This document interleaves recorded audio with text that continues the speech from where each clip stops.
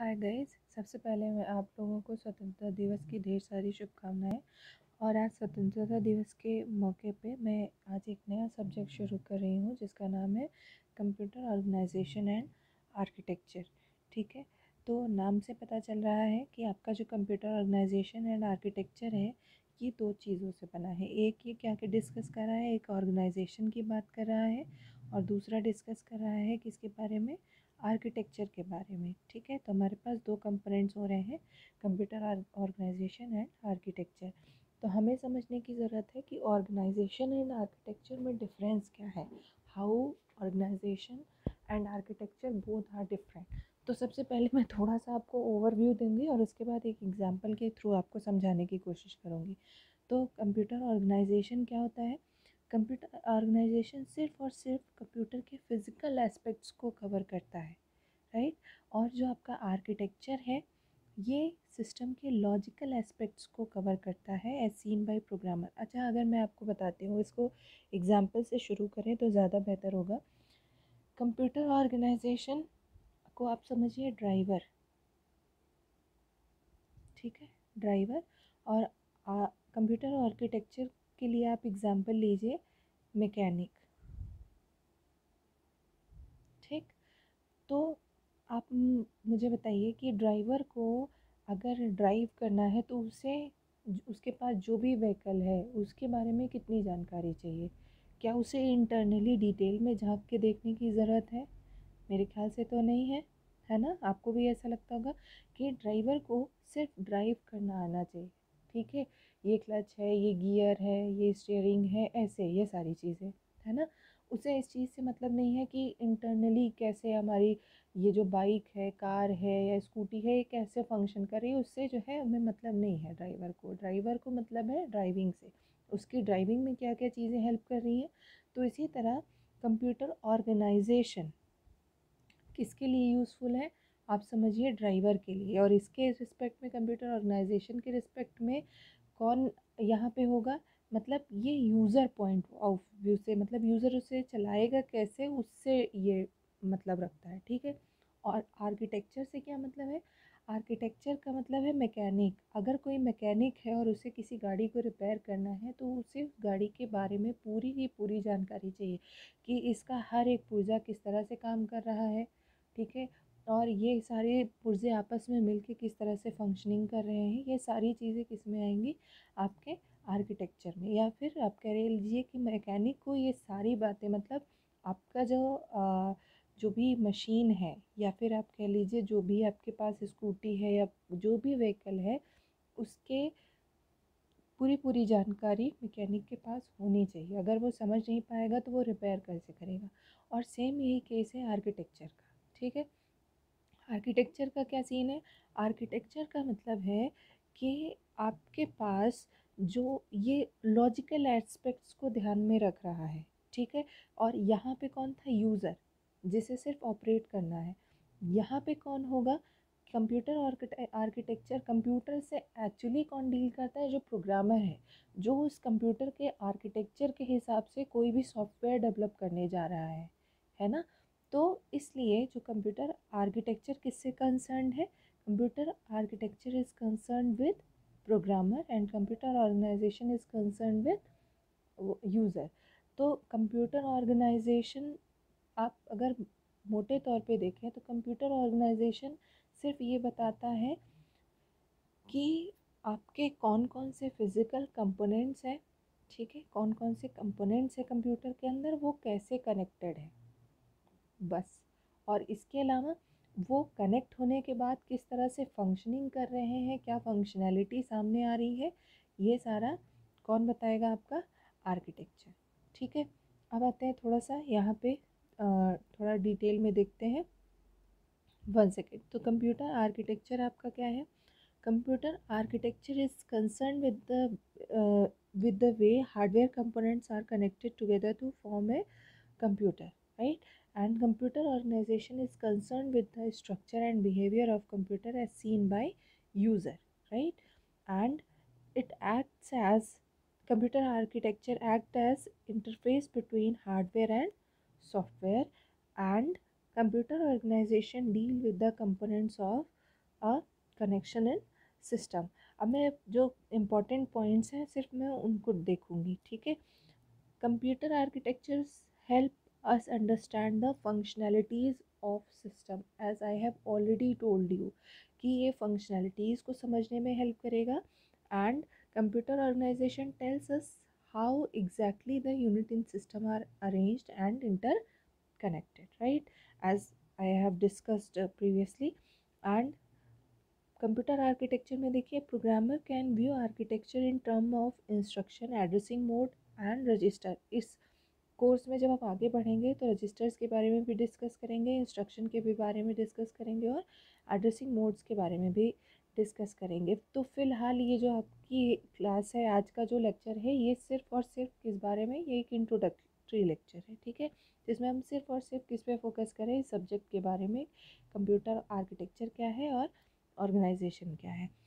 तो लेकिन whereas organization expresses the realization of architecture. अच्छा, इस लाइन का मतलब क्या है, देखो हमने पहले दिमाग में ये बनाया कि हमें कोई एक ऐसी चीज़ चाहिए जो इस तरीके से काम करे, जैसे मेमोरी से डेटा यहाँ पे पहुँचेगा, फिर जैसे मेमोरी से डेटा आएगा सीपीयू के पास, सीपीयू उसको प्रोसेस करेगा, फिर मेमोरी में जाएगा। तो ये कनेक्शन जो कंपोनेंट्स के बीच में कनेक्शन है, मतलब ये जो हमारी फंक्शनैलिटी है जो हमने अपने दिमाग में बनाई कि हमें ऐसी ऐसी चीज़ें चाहिए, इसका रियलाइजेशन कैसे आ रहा है, इसका रियलाइजेशन कौन दे रहा है हमें, कंप्यूटर ऑर्गेनाइजेशन, राइट। अब आगे देखते हैं, while designing a computer system architecture is consider first. Obviously पहले आप ये सोचोगे ना कि हमें किस लेवल की फंक्शनिंग चाहिए, मतलब हमें कितनी स्पीड चाहिए, हमें कितना रैम चाहिए, क्या चीज़ें, जैसे हमें कोई सॉफ्टवेयर के बेसिस पे, हम मान लीजिए हम कोई एक स्पेशल पर्पस सॉफ्टवेयर बना रहे हैं, राइट। तो स्पेशल पर्पस सॉफ्टवेयर की पहले हमें ये पता होना चाहिए इसको रन कराने के लिए हमारी क्या रिक्वायरमेंट है, ठीक है, हमें कितनी जीबी रैम चाहिए, कितनी स्पीड चाहिए, कितना हमें स्टोरेज चाहिए, कितने हमें एक्स्ट्रा हार्डवेयर और सॉफ्टवेयर चाहिए जिसको हमें सपोर्ट कराना पड़ेगा। अच्छा, अब हमें पता चल गया कि हमें क्या फंक्शन चाहिए, उस बेसिस पे हम क्या करेंगे, अपने सिस्टम को उस आर्किटेक्चर के बेसिस पे ऑर्गेनाइज करेंगे, right. Next point, computer architecture deals with the high level design issues and organization deals with the low level design issues, right. तो वैसे भी जब भी हम हार्डवेयर के ज़्यादा क्लोज होंगे तो वो हमारा लो लेवल डिज़ाइन इशू होगा, और जब हम हार्डवेयर से एक लेवल ऊपर आ जाएंगे तो हमारा हाई लेवल डिज़ाइन इशूज़ में आ जाएगा। अच्छा, आर्किटेक्चर इन्वॉल्व्स लॉजिक। मैंने क्या बताया था, आर्किटेक्चर किसको कवर करता है, लॉजिकल एस्पेक्ट को, ऑर्गेनाइजेशन किसको कवर करता है, फिजिकल एस्पेक्ट्स को। तो आर्किटेक्चर इन्वॉल्व लॉजिक, लॉजिक में क्या क्या चीज़ें, instruction set, addressing mode, data types, cache optimization, etc. And organization involves physical component, circuit design, adders, signal, peripherals, right। तो अगर आप आगे भी आप देखेंगे इस कोर्स में जो हमारा मैक्सिमम फोकस होगा वो आर्किटेक्चर पे होगा, मतलब हम फंक्शनिंग देखेंगे, दोनों चीज़ें देखेंगे बेसिकली, लेकिन ज़्यादा ज़्यादा फोकस आर्किटेक्चर पे होगा, राइट। तो ऑर्गेनाइजेशन तो आपको देखना ही पड़ेगा, जब तक आप कंपोनेंट्स और उनके इंटरेक्शन कैसे हो रहा है ये नहीं समझोगे, तब तक उनकी फंक्शनैलिटी क्या है आप इसे तो डिफ़ाइन कर ही नहीं सकते। इसलिए ये दोनों चीज़ें पैरेलली साथ साथ ही चलेंगी, ठीक है। एंड इसके अलावा मैंने जो मेरा एक प्लेलिस्ट है जिसमें मैंने बेसिक्स ऑफ कंप्यूटर डिस्कस किया है, वहाँ पे मैंने जनरेशन ऑफ कंप्यूटर के बारे में बताया है, फिर भी मैं थोड़ा थोड़ा हाईलाइट कर दे रही हूँ। तो आपके पास जो फर्स्ट जनरेशन कंप्यूटर्स थे उनका जो ड्यूरेशन था वो कब से कब था, 1945 टू 1953। और वहाँ पे क्या यूज़ किए गए, जो बेसिक कंपोनेंट था वहाँ पे यूज़ किए गए थे वैक्यूम ट्यूब्स, राइट। और सेकेंड जनरेशन कंप्यूटर्स में क्या यूज़ किया गया, सेकेंड जनरेशन कंप्यूटर्स में ट्रांजिस्टर्स का यूज़ किया गया, और इनका जो दौर था या फिर इनका जो एरा था, इनका जो ड्यूरेशन था वो था 1954 टू 1965। अब हम आते हैं थर्ड जनरेशन कंप्यूटर पे, राइट। तो थर्ड जनरेशन कंप्यूटर का जो ड्यूरेशन था वो कहाँ से कहाँ तक था, 1965 टू 1980। और यहाँ का जो मेन कंपोनेंट था, बेसिक कंपोनेंट था, वो था इंटीग्रेटेड सर्किट्स, राइट। नेक्स्ट, और इंटीग्रेटेड सर्किट्स कैसे बने थे, कई सारे ट्रांजिस्टर्स को मिला के एक इंटीग्रेटेड सर्किट बनाया गया। इसके बाद आगे अगर हम आते हैं, हमारा आता है fourth generation computer. Fourth generation computer कैसे बना, ये हमारा बना है VLSI चिप से। VLSI जो डिवाइसेस होती हैं, ये किससे बनती हैं, कई सारी ICs को आपस में कलेक्ट करके, और at it enabled the creation of micro processor, right. And इसका जो ड्यूरेशन था वो 1980 से आप कह सकते हैं अभी तक चल ही रहा है, लेकिन अब जो चल रहा है उसे हम कहते हैं कि ये आर्टिफिशियल इंटेलिजेंस का दौर है।